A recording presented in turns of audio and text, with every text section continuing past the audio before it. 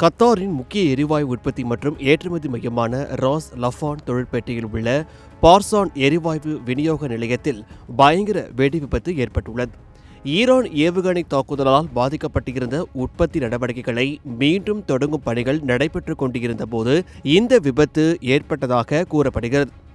Iran America போர் உச்சத்தில் இருந்தபோது கத்தாரில் உள்ள இந்த இயற்கை எரிவாயு உற்பத்தி ஆலையில் ஈரான் ஏவுகணை தாக்குதல் நடத்தியது. இந்த தாக்குதலில் சேதம் ஏற்பட்டதை அடுத்து ஆலை அதன் செயல்பாடுகளை நிறுத்தியது.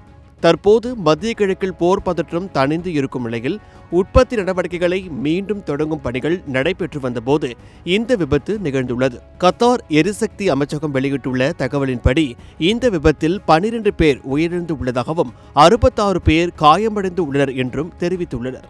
ஆனால் காயமடைந்தவர்கள் எந்த நாட்டை சேர்ந்தவர்கள் என்ற விவரங்கள் உடனடியாக வெளியிடப்படவில்லை. இதற்கிடையில் தோஹாவில் உள்ள இந்திய தூதரகம் வெளியிட்ட அறிக்கையில் ராஸ் லஃபான் தொழில் நகரில் ஏற்பட்ட அதிர்ஷ்டவசமான சம்பவம் குறித்து ஆழ்ந்த கவலை தெரிவித்திருக்கிறது. இந்த வெடிவிபத்தின் தாக்கம் ராஸ் லஃபான் தொழிற்சாலையில் இருந்து 70 கிலோமீட்டருக்கும் அதிக தூரத்தில் உள்ள மத்திய தோஹா பகுதிகளிலும் உணரப்பட்டதாக கூறப்படுகிறது. பல கட்டிடங்களின் ஜன்னல்கள் அதிர்ந்தவுடன் பொதுமக்கள் மத்தியில் பதற்றமும் ஏற்பட்டிருக்கிறது. கத்தாரின் LNG தொழில்துறையின் மையமாக ராஸ் லஃபான் நகரம் விளங்குகிறது. ஆண்டுக்கு 7.7 கோடி மெட்ரிக் டன் LNG உற்பத்தி செய்யும் திறன் இந்த வளாகத்திற்கு உள்ளது. இது உலகின் மிகப்பெரிய திரவ இயற்கை எரிவாயு உற்பத்தி மற்றும் ஏற்றுமதி மையங்களில் ஒன்றாகவும் உள்ளது. கத்தாரில் அமெரிக்காவின் மிகப்பெரிய இராணுவ தளங்கள் உள்ளதால் போரின் போது பலமுறை ஏவுகணை மற்றும் ட்ரோன் தாக்குதல்களை ஈரான் மேற்கொண்டது. ஈரானின் இந்த தாக்குதலில் கத்தாரில் சேதமும் ஏற்பட்டுள்ளது.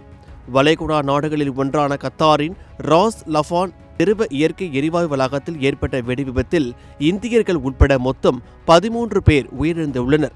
66 பேர் காயமடைந்தனர். காயமடைந்தவர்களிலும் இந்தியர்கள் இருப்பதாக கூறப்படும் நிலையில் எத்தனை பேர் என்ற விவரம் தெரியவில்லை.